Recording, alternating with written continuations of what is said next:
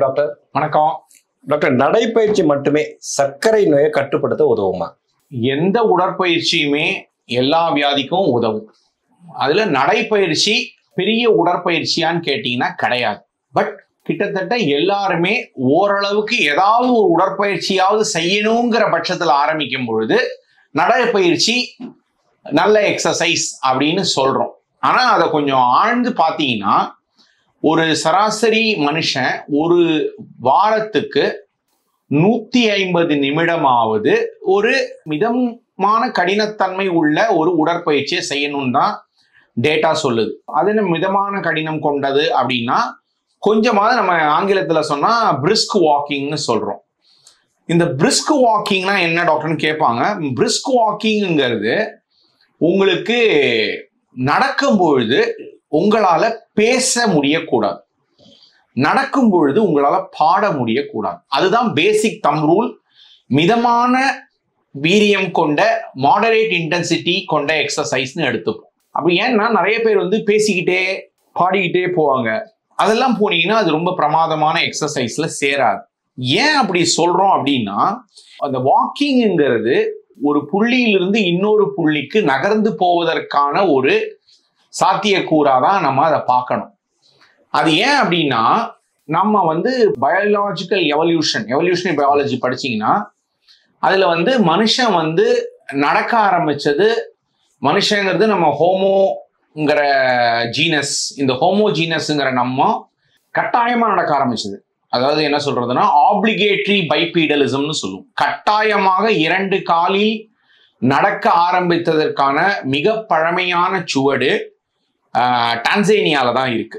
டான்சேனியால லயோட்டோலி food பிரிண்ட்ஸ்னு பேருங்க.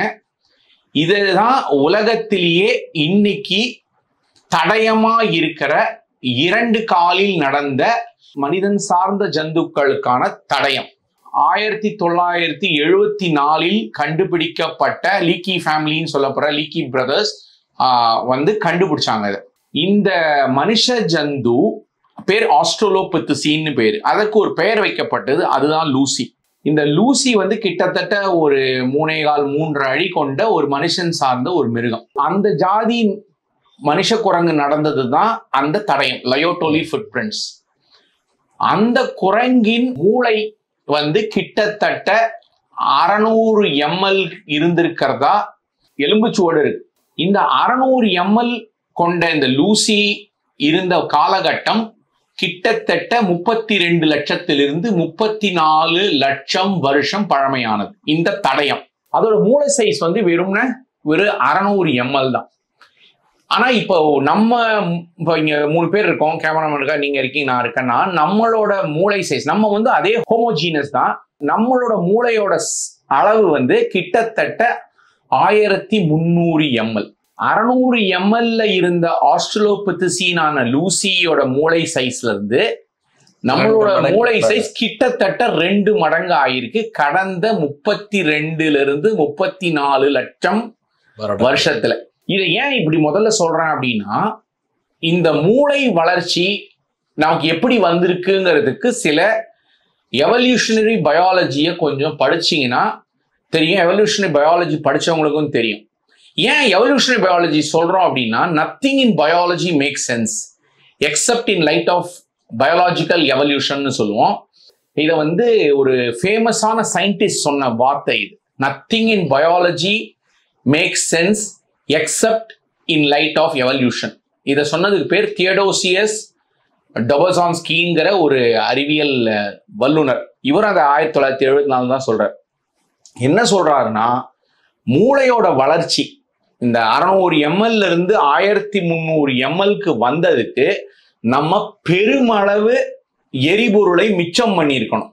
இந்த 2 கால் நடை நமக்கு நிறைய எரிபொருளை மிச்சம் பண்ணியிருந்தாதான் நம்மளுடைய மூளை வளர்ச்சி 600 ml இருந்து 1350 ml கொண்ட மூளையா நம்ம இன்னைக்கு சுத்தி இவ்வளவு புத்திசாலித்தனமா இருக்கிறதுக்கு ஏதுவான இந்த மூளையை கொடுத்தது இந்த நடை தான், இந்த 2 காலில் நடக்கும் நடை. அப்போ இந்த நடைங்கிறது பெருமளவுக்கு நமக்கு எரிபொருளை தீர்க்கும் ஒரு முறையான விஷயம் கிடையாது. எரிபொருளை சேமிக்கும் ஒரு வழிதான் இந்த 2 கால் கொண்ட நடை. அதனால வெறுமன வாக்கிங் மட்டும் போனா நமக்கு நிறைய எனர்ஜி செலவழியாது. வாக்கிங்கை தாண்டி ஏதாவது ஒண்ணு எல்லாரும் பண்ணணும். அவங்களோட இடுப்பு பிரச்சனையோ, கழுத்து பிரச்சனையோ, எலும்பு பிரச்சனையோ, முட்டி பிரச்சனையோ, இருதய பிரச்சனையோ, கால் நரம்பு பிரச்சனையோ இருப்பவர்கள் அவங்களுடைய மருத்துவர்கள் என்ன சொல்றாங்கிறத கேட்டு அவங்களுக்கு எது சிறப்பான எக்ஸசைஸுங்கிறத கண்டறிஞ்சு அதை கொஞ்சம் ரெகுலரா கன்சிஸ்டண்டா ரொம்ப நாள் பண்ணணும். என்ன பண்ணணும் அப்படின்னு கேட்டா, வயதிற்கேற்ப எக்ஸசைஸோட தன்மை, வீரியம் மாறும்.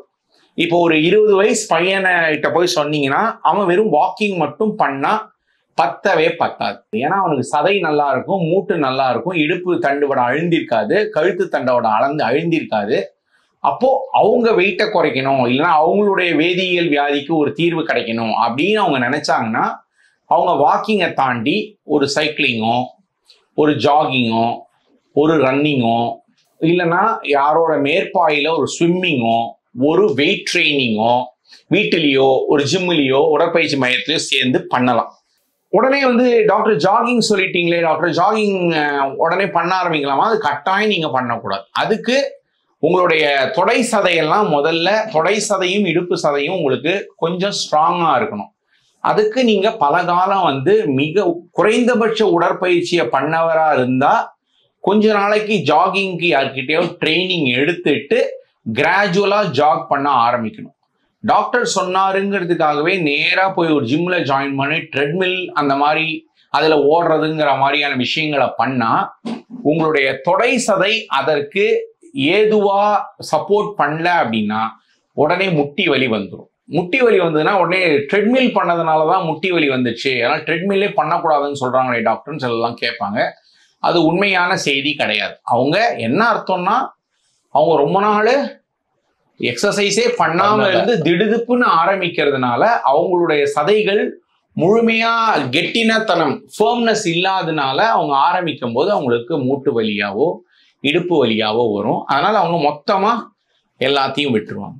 Right doctor. ஸோ வாக்கிங் மட்டுமே பத்தாது, அதோட சேர்ந்து அவங்களோட உடல் தன்மைக்கு ஏற்ப மற்ற உடற்பயிற்சிகளையும் அவங்க செய்யணும். Thank you doctor. பூங்காற்று இது நாளைய நல்வாழ்விற்கான வழிகாட்டி.